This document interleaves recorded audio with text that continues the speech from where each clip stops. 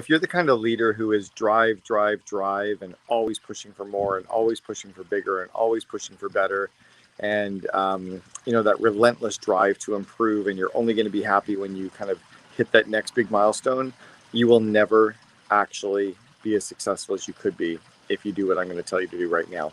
The number one role of the leader is to be that chief energizing officer. Now, I first heard that term about 20 years ago from a friend of mine, Jack Daly.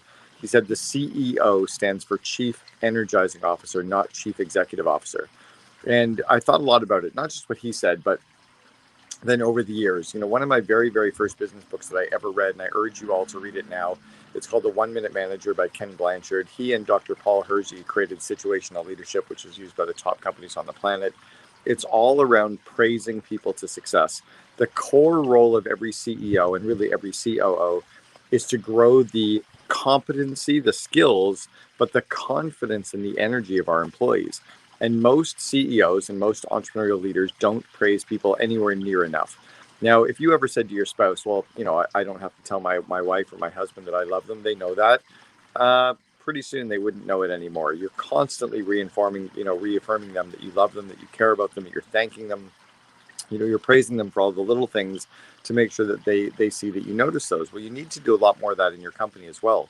The leader's job is to praise people and thank people and to be telling people constantly what they're doing well, to be constantly telling people thank you, to be constantly looking for the areas to praise people on. So I'll give you an example. If you were to look at my home right now and you see the siding in my home, you probably see a bunch of brown wood there, right? Well, not only do you see the brown wood, but you also see all of the actual gaps in between the wood. Now, if I was to only ever focus on this wood and see the gaps, I would see them all, but really we don't. We just see the wood siding. Well, the problem for most CEOs is we're always finding stuff that's broken, stuff that needs to be fixed, stuff that needs to be improved on, driving towards that next goal. And our job as the CEO and that COO is to say thank you and praise people for each of the tiny little milestones that we see along the way. And if you're only going to be happy, as Dan Sullivan says, when you get to the horizon, you're caught in the gap. Because the reality is the horizon keeps moving on you. So while you keep stretching and while you keep driving and while you keep moving forward towards those bigger goals and driving towards being more successful and making the company a little bit better, you need to praise people and thank people for all the little things you're doing along the way. So you need to drive towards the horizon, but see how far you've come in that rearview mirror. So a little tip that I use is to constantly praise people.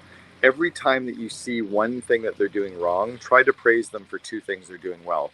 Not necessarily in that shit sandwich kind of way, like praise and then criticism and then praise all in the one sentence, but twice as often in the day, praise people. Twice as often in the day, thank people. Twice as often say, hey, we did a good job on X, Y, Z, because you know that you're going to be giving people 10 more things to improve or work on or get better at. So try to at least say 20 positive things along that path. And I think if we were to do that more as leaders, we'd be much more successful.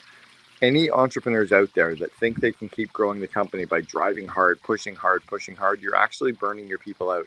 They don't feel appreciated. They don't feel loved. They don't feel like anything is going to be good enough. And you're actually getting less results from them. But if you really, really work hard to praise people, to thank people, to give them that kind of boost in energy constantly, you'll see huge results for you.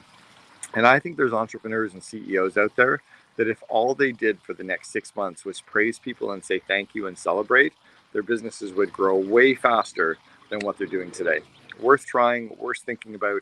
It's actually built into our DNA that we respond really well to that stuff. Try it inside your company. You'll have huge results.